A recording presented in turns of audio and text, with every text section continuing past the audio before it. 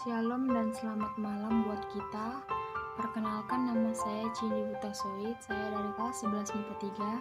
Di sini saya ingin menjelaskan iptek yang bermanfaat dan yang merugikan. Sebelum kita membahas tentang kriteria perkembangan iptek yang bermanfaat dan yang merugikan, terlebih dahulu kita harus mengetahui apa itu iptek.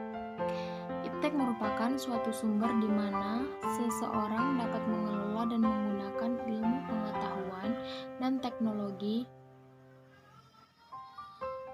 dalam kehidupannya. Contohnya penggunaan smartphone dan alat canggih lainnya.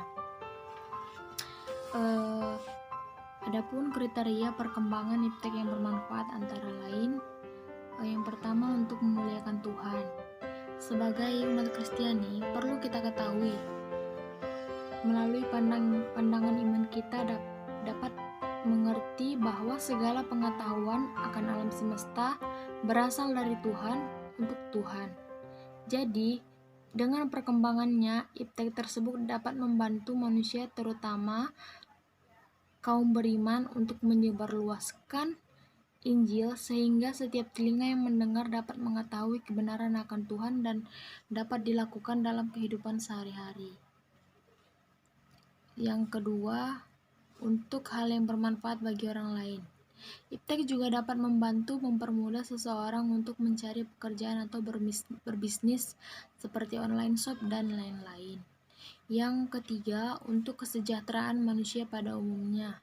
Dengan adanya iptek, kehidupan manusia membawa perubahan besar karena kini semua dapat teratasi dengan lebih mudah dan modern. Mulai dari makanan sampai dengan barang-barang yang kita butuhkan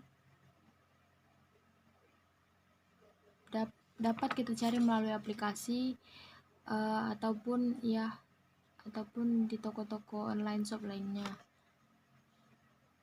Dan itu dapat memudahkan masyarakat dan dapat meningkatkan kesejahteraan dalam penggunaan iptek. Yang keempat, poin yang keempat, untuk membantu menyelesaikan masalah namun tidak bertentangan dengan firman Tuhan dengan tidak mendewakan iptek. Yang kelima, untuk membangun akal budi dan moral manusia. Yang keenam, tidak merusak alam. Yang kedua, kriteria perkembangan iptek yang merugikan antara lain, yang A, iptek yang bertentangan dan melanggar nilai-nilai dan norma agama.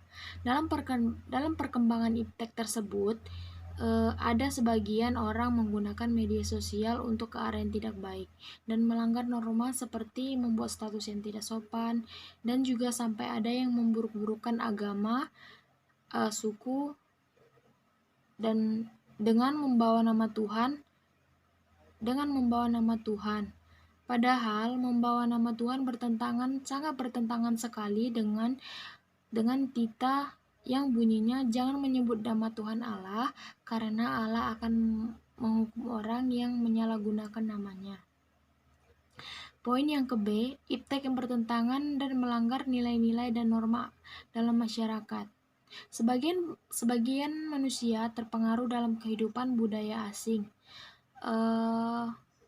melalui iptek, dan ada juga yang sampai mengikuti gaya berpakaiannya, padahal itu kan melanggar norma masyarakat. Yang poin yang ke-C, iptek yang berpengaruh buruk bagi yang menggunakannya dan terhadap orang lain. Di medsos,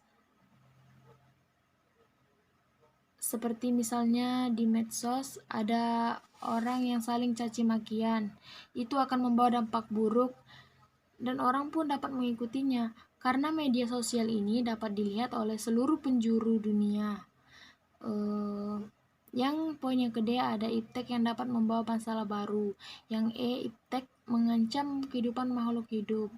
Yang F, iptek yang membuat orang menjadi malas dan tergantung. Yang G, iptek yang membuat kualitas hidup manusia menurun. Yang poin yang ke-B, landasan Alkitabiah. Pada poin yang pertama ada Amsal 1 ayat 7a. Takut akan Tuhan adalah permulaan pengetahuan. Takut yang dimaksud bukan takut karena ancaman, melainkan takut dalam arti segan, takut karena mengetahui bahwa Allah itu Maha Kuasa, Maha Baik, Maha Adil, dan sebagainya. Pemahaman ini membuat kita tidak berani melakukan hal-hal yang tidak dikehendaki Tuhan.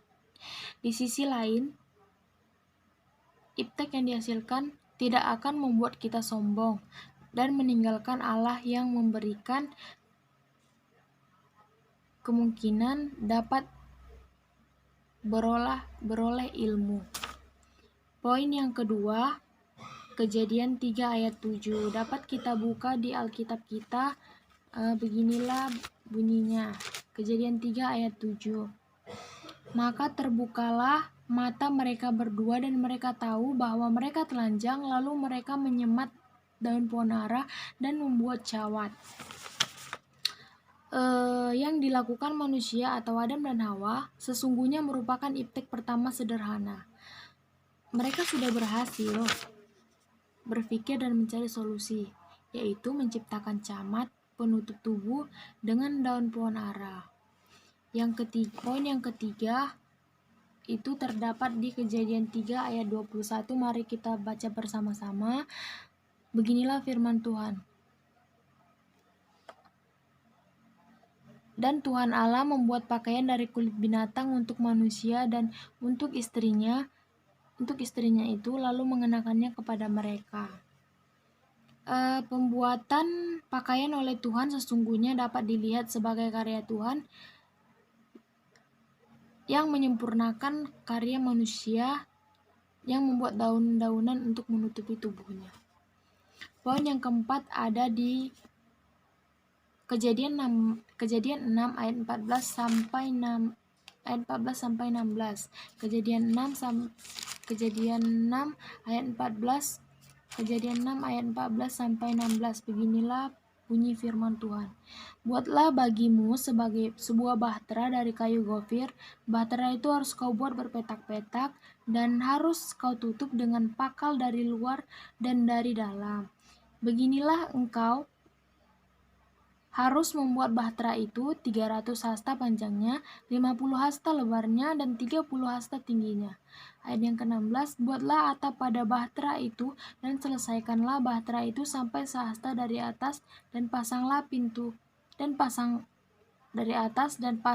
pintunya pada lambungnya. Buatlah bahtera itu bertingkat bawah, tengah, dan atas. Demikianlah firman Tuhan. Pembuat bahtera juga merupakan bukti bahwa dalam zaman Alkitab pun iptek sudah ada, meski dengan zamannya. Sekian penjelasan dari saya, kurang dan lebihnya saya mohon dimaafkan. Sekian dan terima kasih. Shalom dan selamat malam.